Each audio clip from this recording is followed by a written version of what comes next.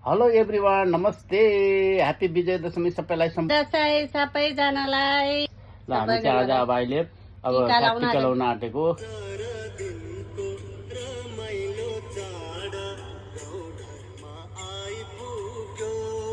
Hello, हाम्रो यहाँ पूजाको सामग्री एकदम फ्रुटहरू एकदम रेडी भएको छ एकदम दशहराको लागि हैन।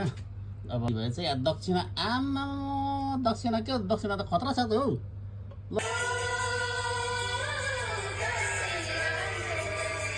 आइन्द्रो नसुते श्रन्त दशोदे मकन्द कृष्ण गभे।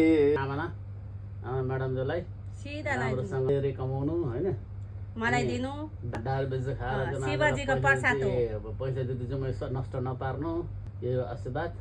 राम्रोसँग सुख शान्तिले बस्नु। मुख्य परिवार सबैलाई चाहिँ समर्थन गर्दै दसैँको टिका आज हैन। हाम्रो बाबालाई धेरै याद छ, बाबाको आशीर्वाद अब दक्षिणा दिनु पर्छ। 1 2 3 4 5। आमा यत्रो दक्षिणा यत्रो दिनु हो।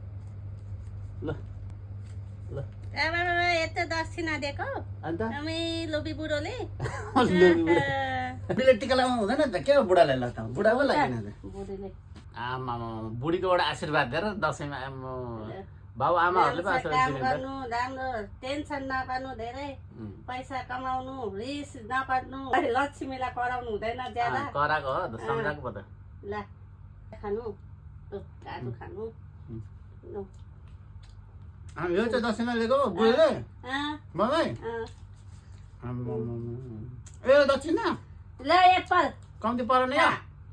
सम्पूर्ण सबै हाम्रो फ्यामिली, मुख्य फ्यामिली परिवारदेखि लिएर हाम्रो नेपालमा जनाउनु भएको सम्पूर्ण फ्यामिली र इन्डियामा रहनु भएको सम्पूर्ण फ्यामिलीहरूलाई चाहिँ धेरै धेरै मिस छ, धेरै धेरै माया। र हजुरहरूको शुभमङ्गलले दसैँ राम्रोसँग बित्योस् र आउने दिनहरू पनि राम्रोसँग जाओस् भन्ने चाहन्छु।